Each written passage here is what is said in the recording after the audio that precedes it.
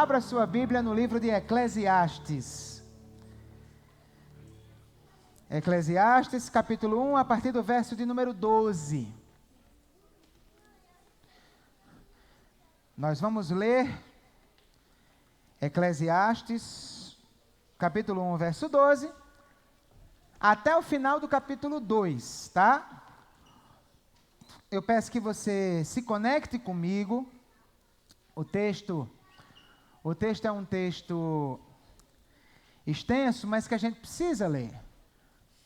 Porque lendo, dentro da ideia que a gente consegue ter do livro de Eclesiastes como um todo, a gente vê o quanto ele tem sabedoria para nos ensinar. Palavra de Deus para mim e para você, acompanhe com bastante atenção. Vou só esperar o resto da galerinha sair ali. Palavra de Deus para mim e para você, olha só. Eu, o mestre, fui rei de Israel em Jerusalém.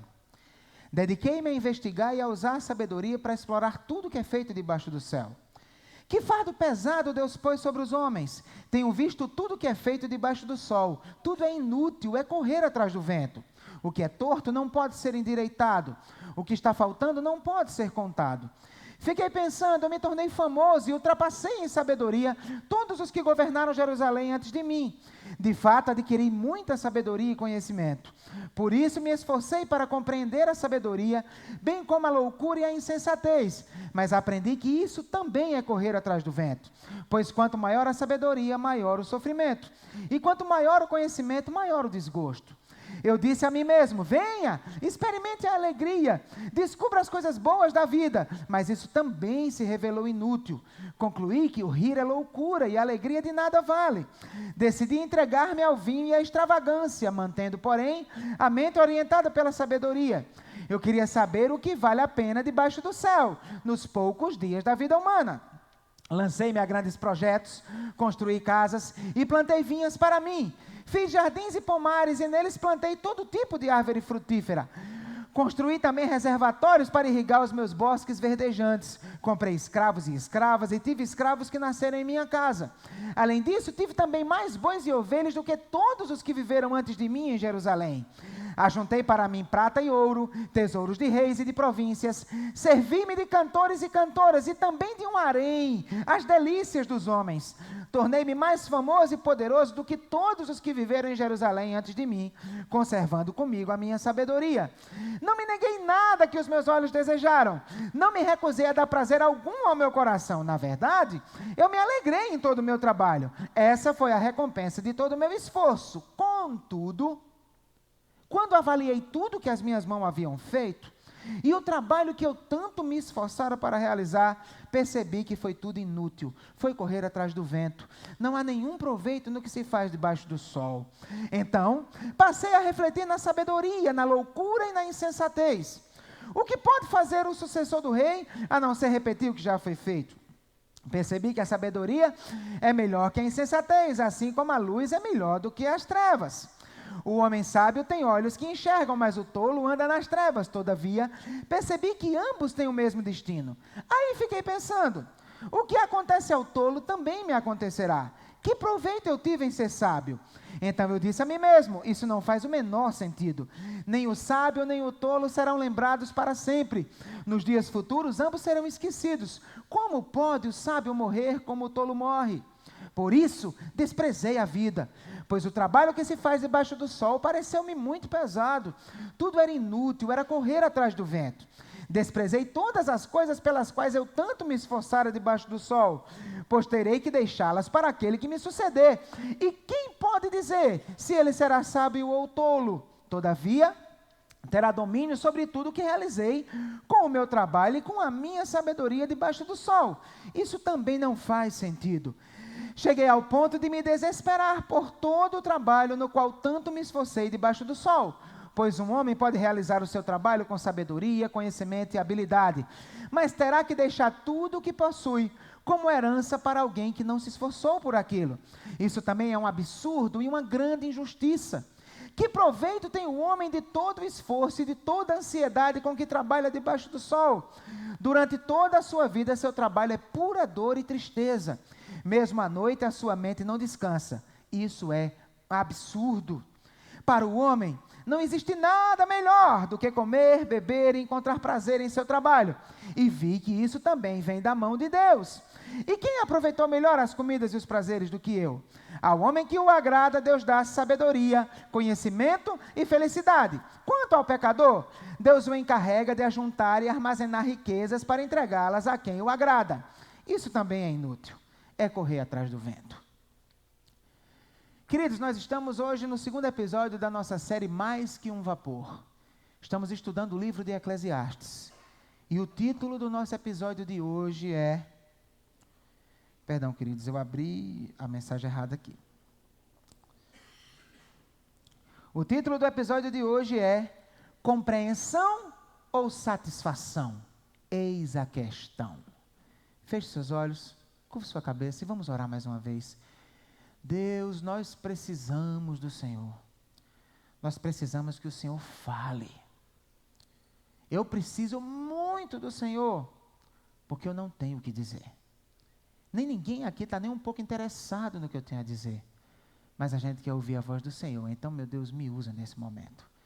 Me faz transbordar do Teu Espírito. Perdoa meus pecados. Me preenche de tal maneira que o Teu povo receba a Tua voz. E tenha seus corações impactados e suas vidas transformadas, meu Deus. É o que eu te peço em nome de Jesus. Amém. Tem gente que nasceu para pensar. Vive querendo compreender as coisas. Lê o manual de tudo que compra. Lê até bula de remédio. Você conhece alguém assim, não? É capaz de passar horas refletindo sobre a vida. Pensa 10 vezes antes de fazer alguma coisa. Por outro lado, tem gente que é o oposto. Não gosta muito de perder tempo pensando e fica até com raiva daqueles que pensam demais. Para essas pessoas, a vida é trabalhar e curtir a vida. Vivem correndo, trabalhando, ralando, mas a cabeça dela só pensa numa coisa, na viagem de férias. E aí você passa o ano todo esperando esses momentos de lazer, esses momentos de desfrutar. Embora esses dois tipos de gente sejam bem diferentes um do outro, ambos têm o mesmo desejo no coração. Eles querem uma vida que faça sentido. Eles querem encontrar qual o valor que a vida tem. Eles querem acreditar que vale a pena viver. Nós aprendemos domingo passado que o livro de Eclesiastes é um livro muito autobiográfico. O autor se identifica como sendo o rei Salomão. E o que ele escreve é fruto do que ele mesmo viveu. Ele tem um objetivo, esse objetivo está expresso no final do livro. Ele quer que as pessoas que o leiam ou ouçam a leitura dele passem a temer a Deus. Ele quer que as pessoas sintam essa necessidade de temer a Deus. E por que ele quer isso? Porque ele viveu um período da sua vida temendo a Deus. E ele viveu um período da sua vida completamente distante de Deus. E ele, a partir desse testemunho, ele mostra o quanto só vale a pena a primeira opção. Ele escreve para pessoas que não conhecem ainda a Deus, esse é o foco principal do livro de Eclesiastes. E a ideia dele é mostrar o quão não faz sentido nenhum viver essa vida simplesmente por ela. Tem que ter algo maior, tem que ter algo mais profundo, tem que ter algo além dessa vida debaixo do sol. E a ideia dele qual é? Que você e eu entendamos que essa vida debaixo do sol só vale a pena se tivermos um relacionamento pessoal com aquele que vive acima do sol, com o Senhor, com o Criador de todas as coisas. E aí, nessa porção que nós lemos especificamente, nós vemos que Salomão, ele tentou as duas opções que a gente falou agora há pouco. Primeiro, ele tentou encontrar sentido na vida por meio do conhecimento. Ele quis entender a vida, quis investigar, mas ele se frustrou nessa tentativa. E aí ele vai e também tentou dar sentido à sua vida, trabalhando muito e curtindo muito. E ele foi e descobriu que também aquilo não fez muito sentido. Aí no final da sua investigação, ele encontra uma maneira em que a vida faz sentido e que vale a pena viver. E eu quero lhe convidar nessa manhã a, junto comigo, descobrir isso que Salomão descobriu também. Está interessado nisso? Diga amém. Então vamos lá. O que é que o texto vai nos ensinar? Que conhecimento e prazer não dão sentido à vida, porque, em primeiro lugar, não produzem significado real. Repita comigo. Conhecimento e prazer não dão sentido à vida, por quê? Olha o que é que o texto vai falar, começando dos versos 12 ao 18. Eu, o mestre, fui rei de Israel em Jerusalém. Dediquei-me a investigar e a usar a sabedoria para explorar tudo o que é feito debaixo do céu. Que fardo pesado Deus pôs sobre os homens. Tenho visto que tudo que é feito debaixo do sol, tudo é inútil, é correr atrás do vento. O que é torto não pode ser endireitado. O que está faltando não pode ser contado. Fiquei pensando, eu me tornei famoso e ultrapassei em sabedoria todos os que governaram Jerusalém antes de mim. De fato, adquiri muita sabedoria e conhecimento. Por isso, me esforcei para compreender a sabedoria, bem como a loucura e a insensatez, mas descobri que isso também é correr atrás do vento. Pois quanto maior a sabedoria, maior o sofrimento. Quanto maior o conhecimento, maior o desgosto. Queridos, quando nós estudamos a história de Salomão, nós vemos que logo no início do seu reinado, lá em 1 Reis, capítulo 3, ele teve um sonho e Deus apareceu para ele nesse sonho. E aí o que acontece? Nesse sonho, Deus diz para Salomão, peça-me o que você quiser, que eu vou lhe dar. E aí Salomão diz para Deus, olha Senhor, eu sou muito jovem, e essa nação é muito grande, me dá sabedoria para reinar, me dá sabedoria para conduzir essa nação. E aí o texto diz lá que Deus se agradou do pedido dele, tendo em vista que ele podia pedir riquezas, podia pedir fama, podia pedir outras coisas, Deus se agradou e concedeu a ele essa sabedoria. E logo em seguida no texto tem a primeira prova de sabedoria, que é aquele texto famoso em que as duas mulheres vão até ele, dizendo que o filho, com um bebê, uma dizendo que o filho é dela e o outro dizendo, e ele vai e faz aquilo que você conhece bem. Só que aí o que é que acontece? Salomão se torna muito sábio, Deus dá a ele esse dom. Só que ele quis usar sabedoria numa coisa que a sabedoria não estava pronta para lidar. O que é que ele imaginou? Eu sou um cara que tenho muito conhecimento, que entendo muito das coisas, então eu vou investir o meu conhecimento para entender o sentido da vida. E aí o texto diz que ele começou a fazer, só que quando ele olhou para a vida, para tentar compreendê-la, e ele não viu sentido. A vida debaixo do sol, as coisas que os homens fazem aqui, a busca frenética dos homens por coisas, e ele olhou assim. E ele chegou a uma conclusão, isso é correr atrás do vento. Essa expressão é sensacional, porque o verbo hebraico, que é traduzido por correr aqui, tem o sentido de você ter uma ambição, ter um desejo forte por algo, ter uma inclinação, seria mais ou menos a ideia. Então, correr atrás do vento é você olhar para o vento como objetivo da sua vida, e ir em busca dele para tentar agarrá-lo e guardá-lo para você.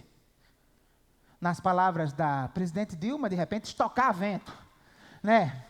Então, a ideia, lógico que ela não disse de estocar vento, ela disse exatamente que isso era impossível, que isso não era possível. Às vezes o pessoal distorce o negócio.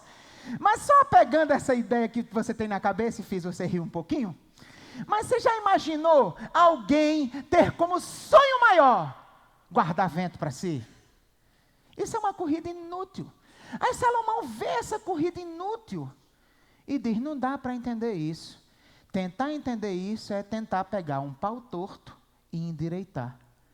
É tentar contar o que está faltando, coisas que não existem.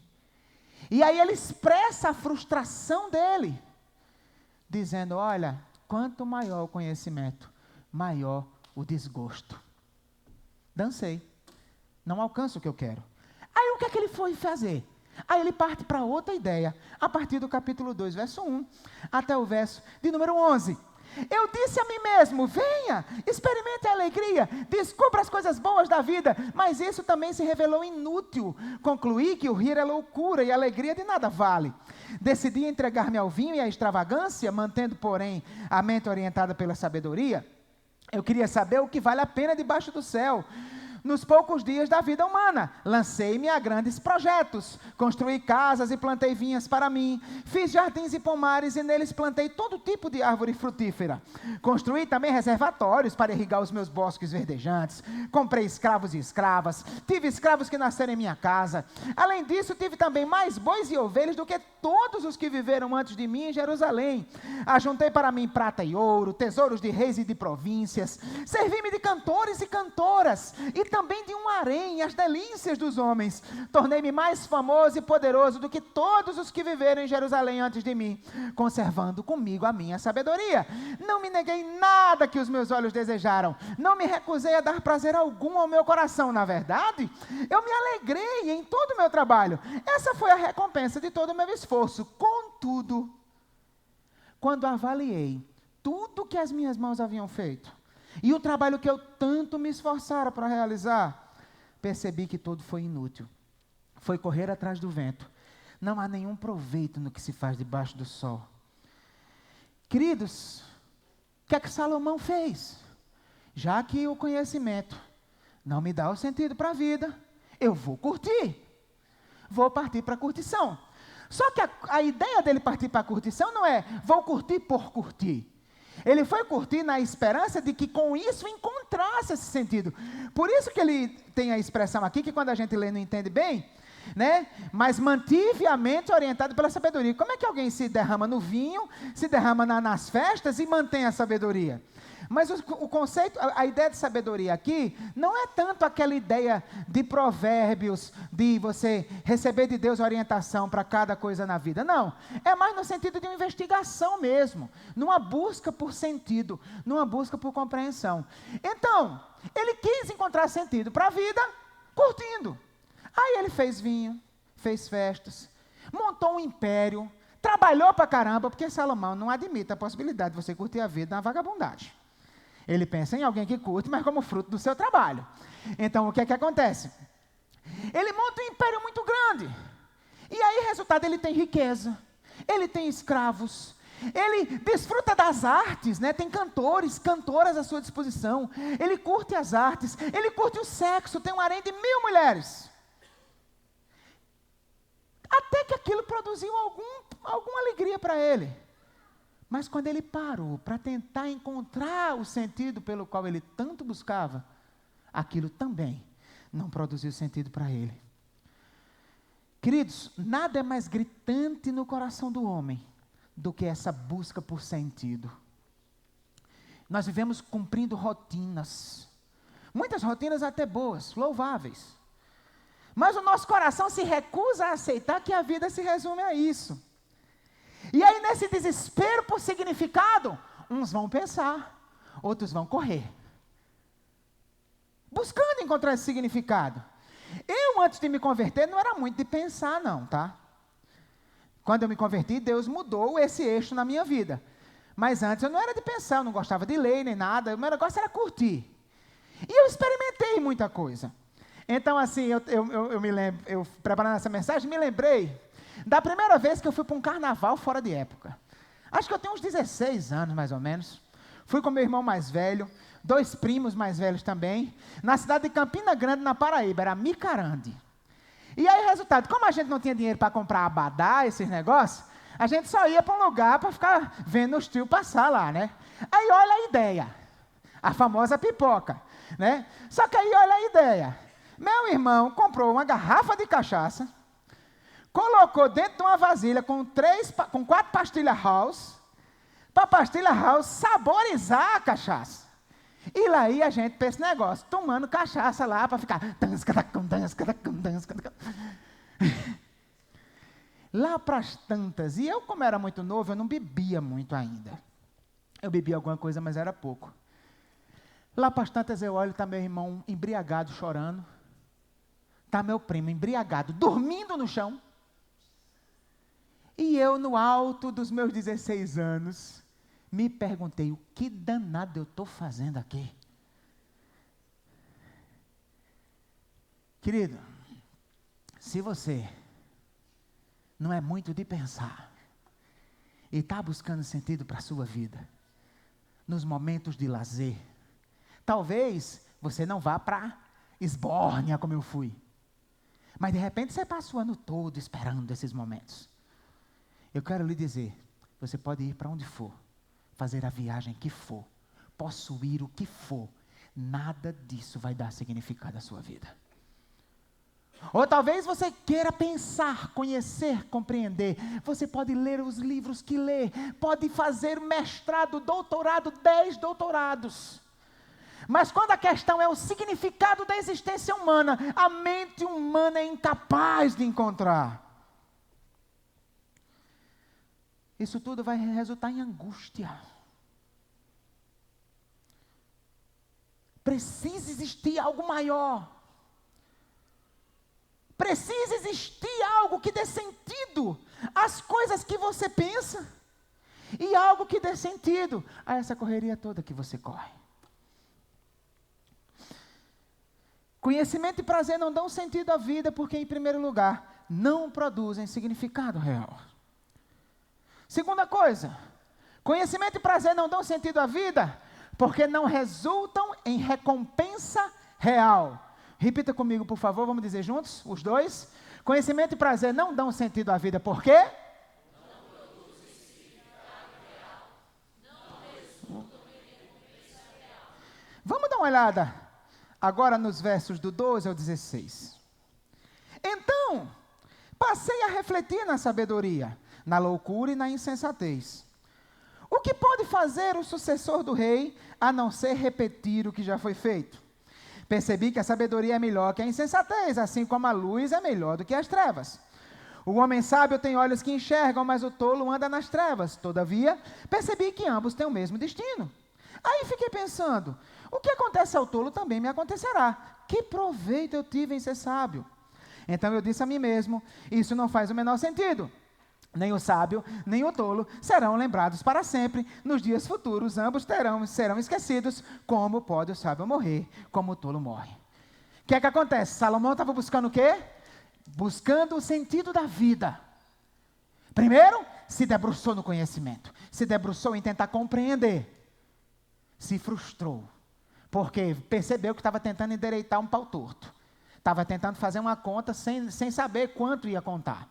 Aí o que é que ele faz? Pelo conhecimento não dá, vou curtir. Aí foi e curtiu mesmo. Ele alcançou o máximo do que a vida humana pode chamar de sucesso. Foi mega bem sucedido. Mas aí também não encontrou significado na vida. Aí o que é que ele fez? Voltou para o conhecimento. Só que agora não mais tentando descobrir o sentido da vida, porque ele já viu que isso era impossível. Agora a pergunta dele é, será que vale a pena o conhecimento? Então, pelo menos, já que não descobre esse sentido maior, pelo menos é recompensador. E aí, logo de cara, ele percebe, olha, pensando bem, é melhor ser sábio do que ser tolo, né? Por quê? Porque o tolo, ele não enxerga as coisas. O sábio, ele pelo menos entende algumas coisas. É melhor ser sábio. Só que aí, de repente, ele percebeu uma coisa. O que foi que ele percebeu? Que quando o sábio morre, vai para o buraco. E quando o louco morre, vai para o mesmo buraco. Que quando o sábio morre, é esquecido. E quando o louco morre, é esquecido também. Então, do ponto de vista da recompensa, o conhecimento, mais uma vez, se mostrou infrutífero para ele. Aí ele fica completamente angustiado. E ele volta a pensar no trabalho, volta a pensar se vale a pena trabalhar para curtir a vida. Aí nos versos do 17 ao 23, por isso desprezei a vida, pois o trabalho que se faz debaixo do sol pareceu-me muito pesado. Tudo era inútil, era correr atrás do vento. Desprezei todas as coisas pelas quais eu tanto me esforçara debaixo do sol, pois terei que deixá-las para aquele que me suceder.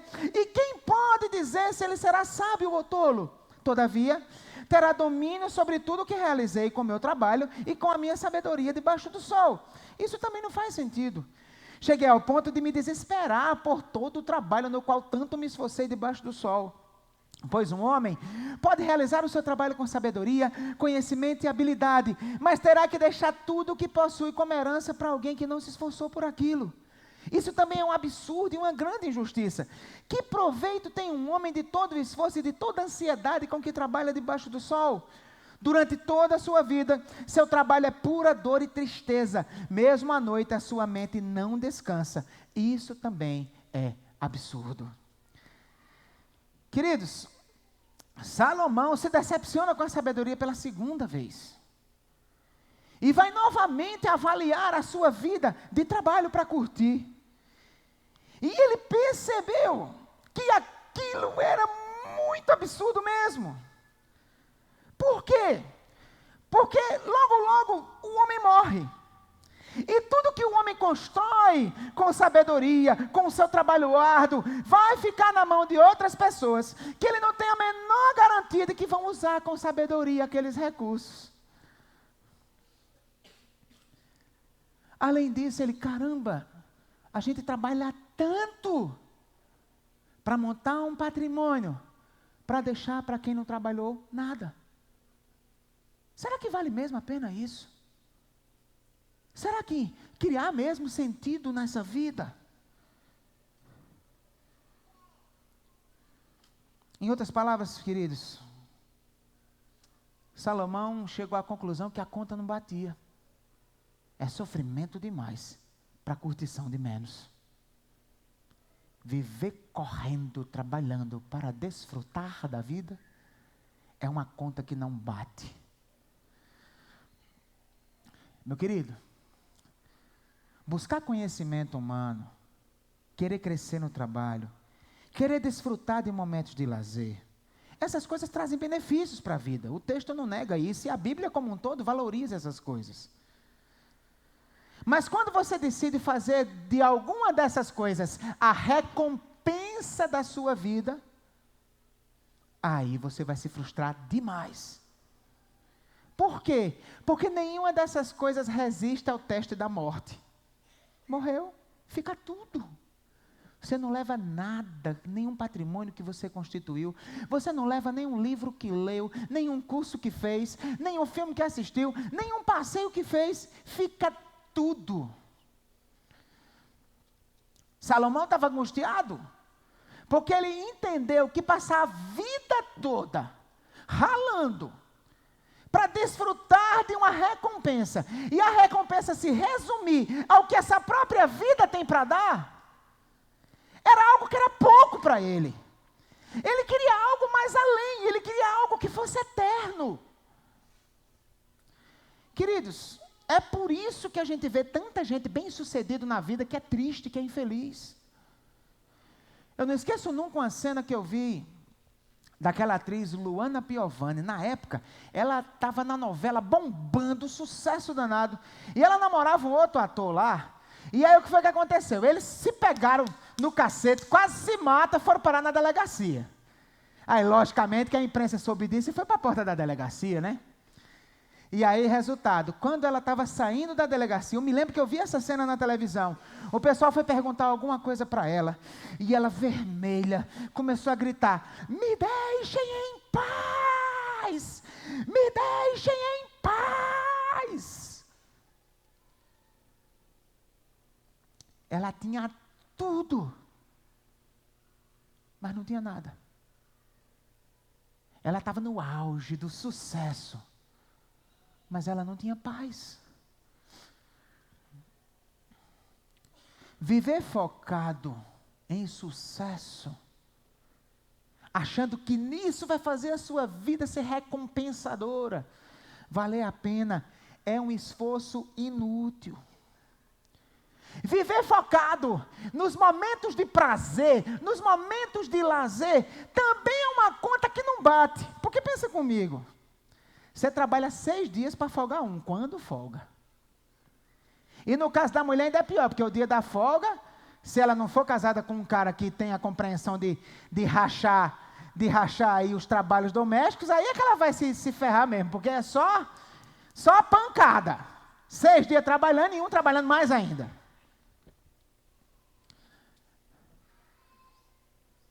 Que conta sem futuro é essa? Você passa 11 meses se matando de trabalhar. para folgar um mês de férias quando consegue tirar férias. Aí o que é que você faz? Aí você compra um pacote de 5 dias no hotel, aí tá feliz da vida, aí uma ansiedade, faz as malas, a maior empolgação, enfim, um ano inteiro de ralação, vai valer a pena. Aí resultado, você entra no avião ou no carro, seja como for, para viajar, fecha o olho, abre o olho e já está de volta em casa. Aí lá vem mais 11 meses de ralação. Não dá, cara, para a recompensa da sua vida ser isso. Se for, sua vida vai ser ridícula. Se for, a sua vida não faz o menor sentido. Precisa existir uma maneira de desfrutar a vida por inteiro. Precisa existir uma maneira da vida valer apenas 7 dias por semana. Precisa existir uma maneira da vida valer apenas 12 meses por ano. É exatamente isso que Salomão descobre nos próximos versículos. Como a vida, inclusive o conhecimento, a sabedoria, a comida, a bebida e os prazeres podem fazer sentido. Até o momento ele nos disse que conhecimento e prazer não dão sentido à vida porque, em primeiro lugar, não produzem significado real. Em segundo lugar, não resultam em recompensa real. E por último, só valem a pena quando vêm de Deus. Vamos dizer os 3 aqui, por favor? Conhecimento e prazer não dão sentido à vida por quê? 2. 3. Olha os versos do 24 ao 26, o que é que ele vai dizer? Para o homem, não existe nada melhor do que comer, beber e encontrar prazer em seu trabalho. E vi que isso também vem da mão de Deus. E quem aproveitou melhor as comidas e os prazeres do que eu? Ao homem que o agrada, Deus dá sabedoria, conhecimento e felicidade. Quanto ao pecador, Deus o encarrega de ajuntar e armazenar riquezas para entregá-las a quem o agrada. Isso também é inútil, é correr atrás do vento. Olha só. Parece que Salomão agora teve um ataque de transtorno bipolar, né? Porque ele passou 30 versículos dizendo que o trabalho não serviu para nada, que o prazer não serviu para nada, que o conhecimento não serviu para nada. Aí agora, ele começa dizendo, olha, a melhor coisa do mundo é comer, beber, se alegrar com o seu trabalho. Oxe, tu acabou de dizer que isso não presta, agora prestou? Como é que é isso? E ainda imagina a vida de alguém que tem sabedoria, tem conhecimento, tem felicidade.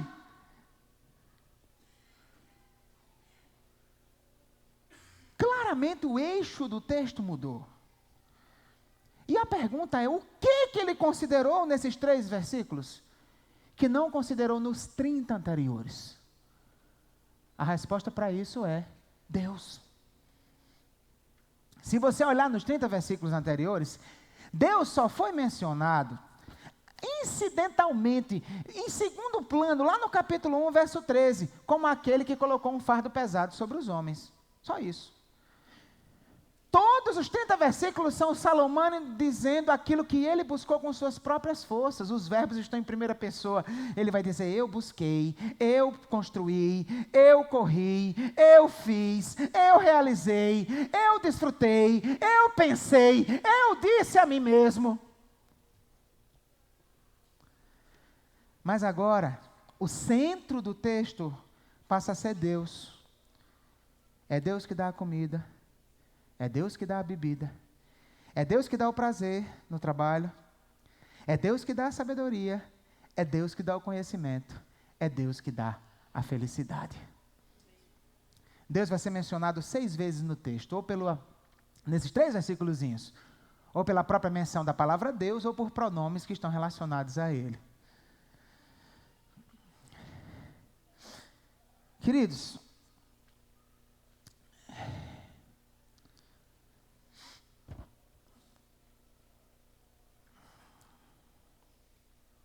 além de você perceber isso, tem uma questão aqui que eu preciso trabalhar, a gente que prega, evita trazer essas questões muito técnicas para a igreja, que às vezes só traz complicação e não ajuda. Mas isso é necessário. Nesse verso 25, o texto diz assim: e quem aproveitou melhor as comidas e os prazeres do que eu? Não diz assim? Alguém tem uma versão que diz, sem ele, quem desfrutou de alguma coisa? Alguém tem essa versão diferente? Quem tem? Ninguém tem uma versão... Como é que está a sua, meu irmão?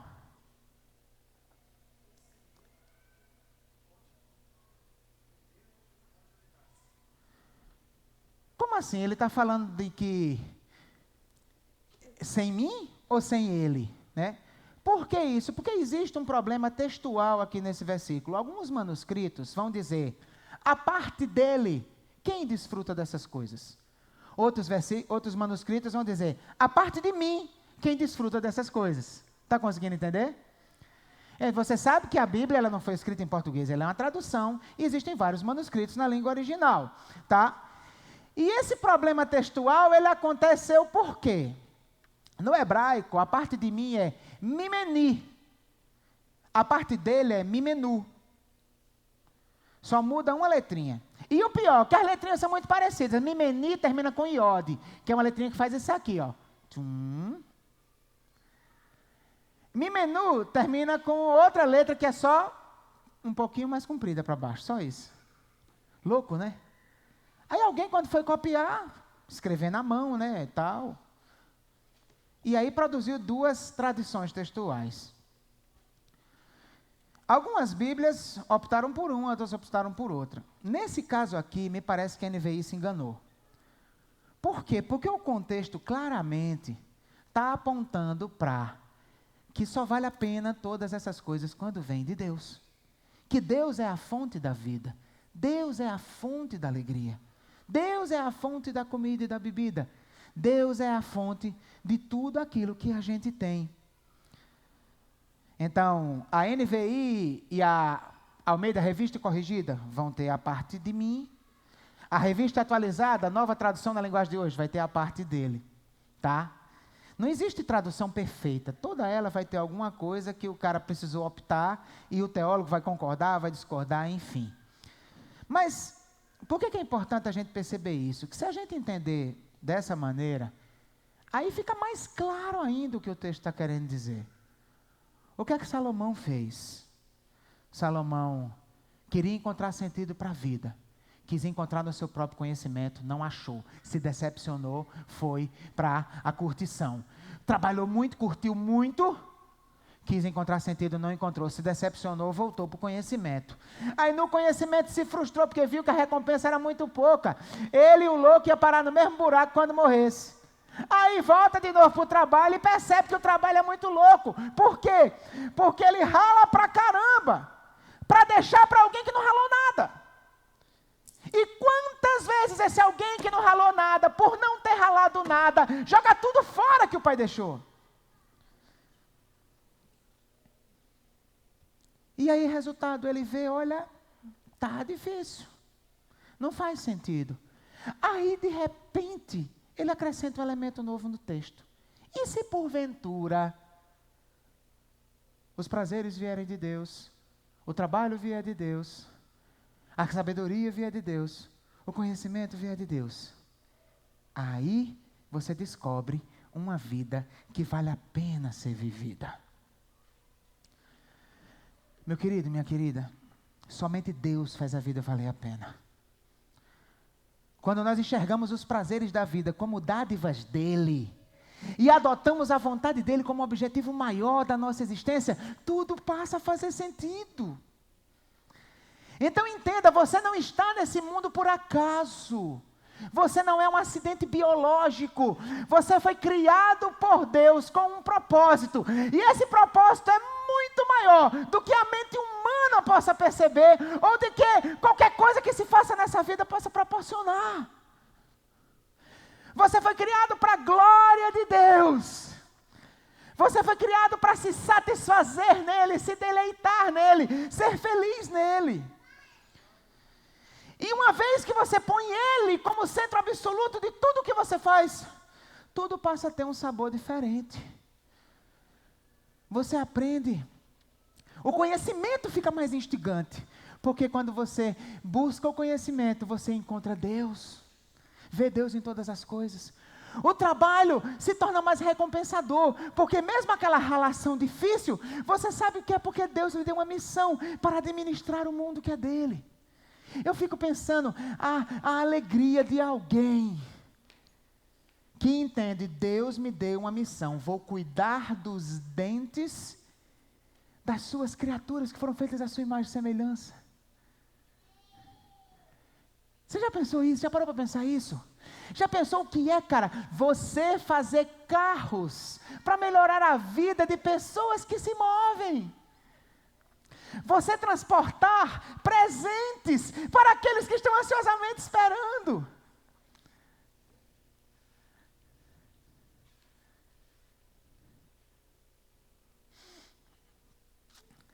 Tudo muda, tudo passa a fazer mais sentido.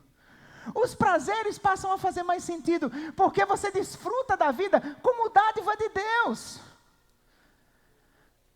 Vizinha aqui, a igreja tem uma lanchonetezinha, dessas mais populares, né?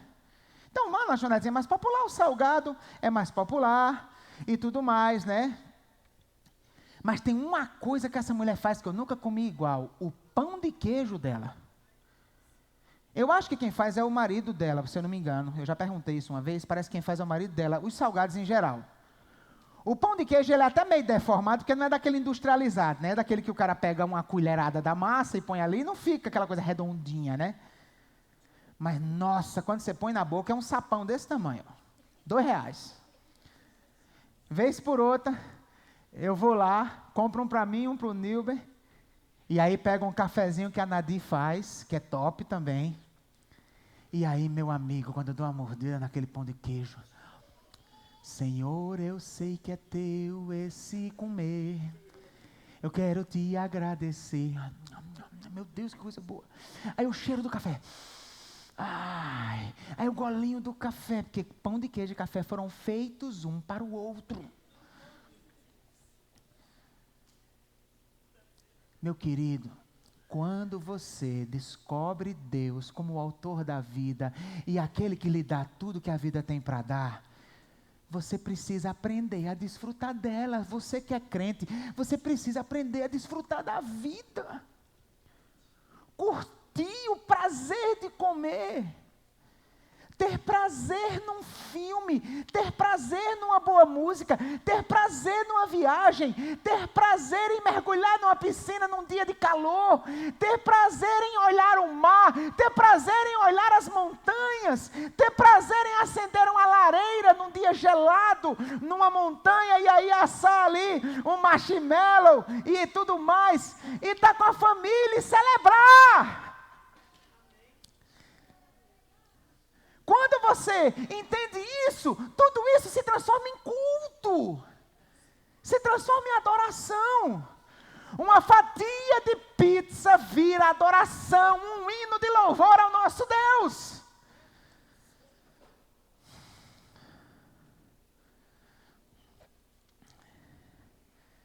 E aí, tudo faz sentido. E aí, tudo vale a pena. Nós vimos, lá no início do texto, no capítulo 1, verso 13, que Deus impôs um fardo pesado sobre os filhos, sobre os homens, né? Na verdade é interessante porque no hebraico tem sobre os filhos de Adão. No hebraico tem assim. E eu não posso garantir que foi intencional, mas, com toda certeza, ele tem em mente o Éden. E quando a gente vai para o Éden, a gente descobre uma coisa. Não, a vida do jeito que Deus criou não era para ser um fardo pesado. Deus criou para ser um deleite, para ser desfrutada. Mas a queda do homem e o pecado impôs sobre a vida esse sentimento de inutilidade. Nós vamos encerrar lendo Romanos capítulo 8, a partir do 19. onde Paulo fala sobre esse sentimento de inutilidade que paira sobre a criação. A natureza criada aguarda com grande expectativa que os filhos de Deus sejam revelados, pois ela foi submetida à futilidade, não pela sua própria escolha, mas por causa da vontade daquele que a sujeitou, na esperança de que a própria natureza criada será libertada da escravidão, da decadência em que se encontra, para a gloriosa liberdade dos filhos de Deus. Sabemos que toda a natureza criada geme até agora, como em dores de parto. A criação está gemendo. O sentimento da criação é de inutilidade, é de futilidade. Esse sentimento está no coração do ser humano. E o texto diz que quem colocou esse sentimento no coração do ser humano foi Deus. Para quê? Para que você não ache que é possível se satisfazer exclusivamente no que você tem aqui debaixo do sol. Para que você não ache que é possível ter plenitude nessa vida. Você não vai ter plenitude nessa vida, a não ser que você descubra o Deus pleno. Um homem, uma mulher, criado à imagem e semelhança de um Deus eterno, jamais se satisfará em coisas temporais. Você só vai encontrar satisfação para o seu coração desfrutando da eternidade. E a eternidade só se encontra em Deus por meio de Cristo Jesus. É na cruz que a vida restaura o seu sentido. Se entregue a Jesus e desfrute dessa vida nova. Que Deus nos abençoe. Vamos ficar em pé para orar?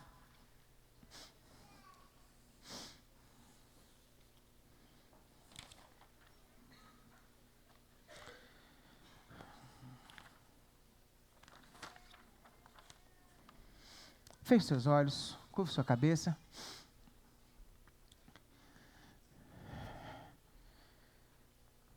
E eu queria lhe convidar a pensar aí na sua vida, sobre si, sobre como você tem tentado encontrar sentido para ela. O sentido, você tem buscado no conhecimento, na correria do trabalho, nos deleites que o trabalho pode lhe dar, que o salário pode lhe dar. Eu quero lhe convidar a descobrir esse sentido em Deus. Deus criou você para isso. O pecado lhe desviou disso, mas Cristo lhe traz de volta para isso. Pai querido, em nome de Jesus, convence cada coração que está aqui do quanto a vida só pode fazer sentido em Cristo.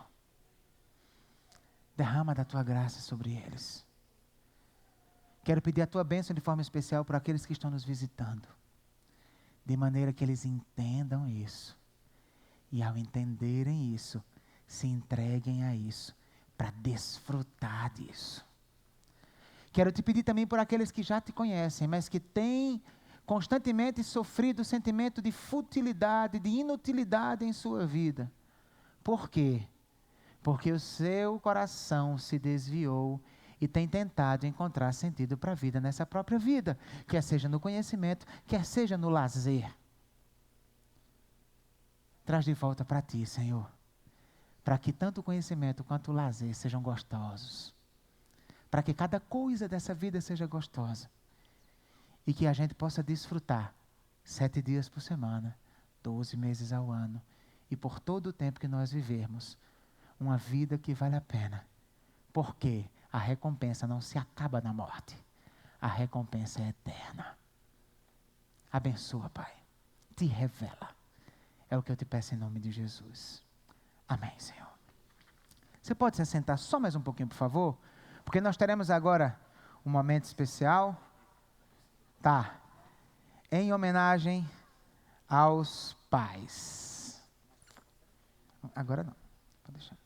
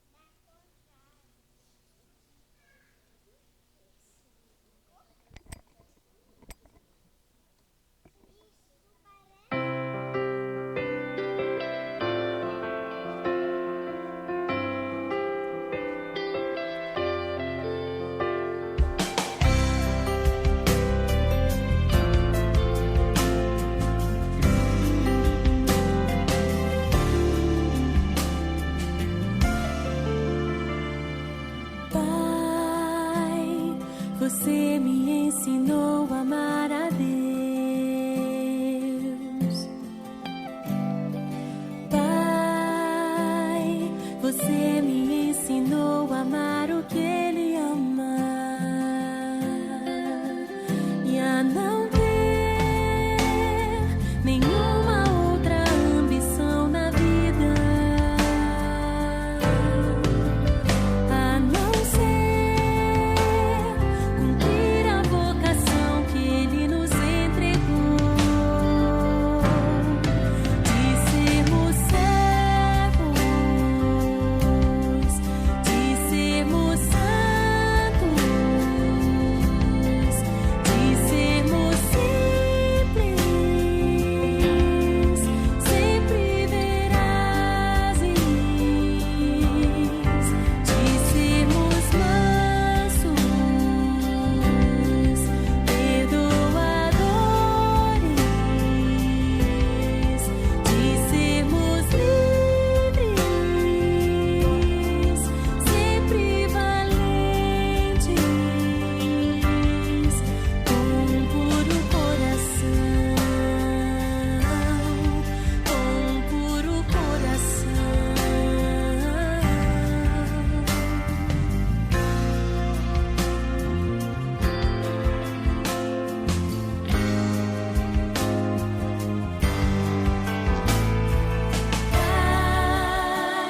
Pai, você me ensinou a amar a Deus, meu Pai. Você me ensinou a amar o que Ele ama e a não ter nenhuma outra ambição na vida, a não ser cumprir a vocação que Ele nos entregou, de sermos servos,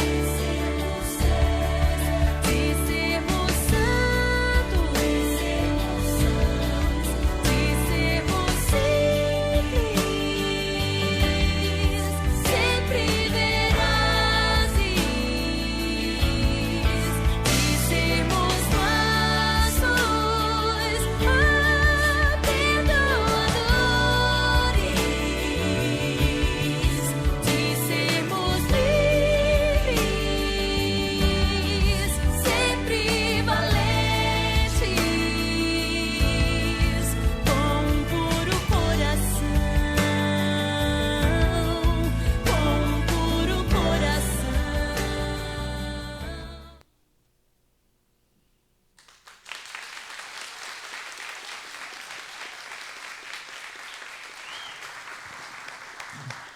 Que coisa mais linda. Quero encerrar na última oração convidando todos os pais para vir aqui à frente. Todos os pais venham aqui, nós vamos orar pelos pais.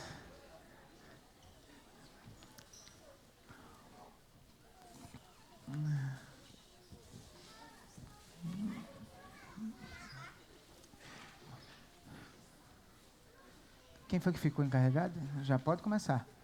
Nós temos uma singela lembrancinha, um marcador de Bíblia aí para você guardar com carinho, tá? Foi preparado com muito carinho para os pais.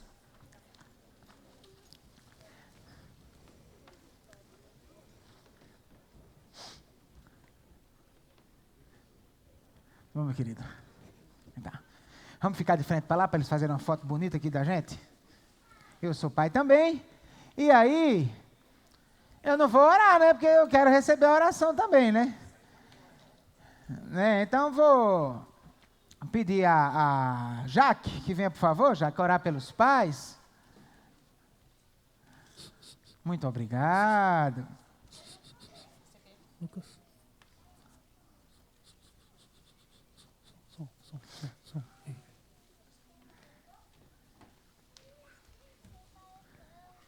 Vamos. Oremos.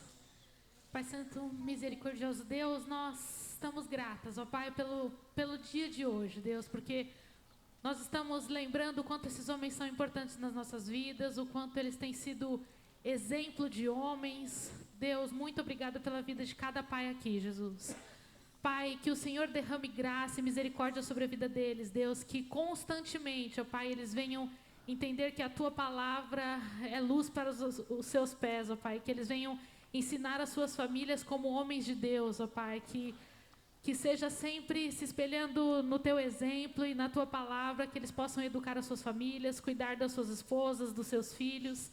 Pai, que eles tenham sempre em mente, ó Pai, agradar ao Senhor, Deus, amando assim a sua esposa e amando os seus filhos, ó Pai. Muito obrigada pela vida de cada um, ó Pai, porque o Senhor tem dado saúde, e aqueles que não têm saúde, que o Senhor renove a saúde, Jesus Cristo. Pai, obrigado pela vida desses homens, Deus, que eles continuem sendo fortes, corajosos nesse mundo tão tribulado e tão cheio de divergências, ó Pai.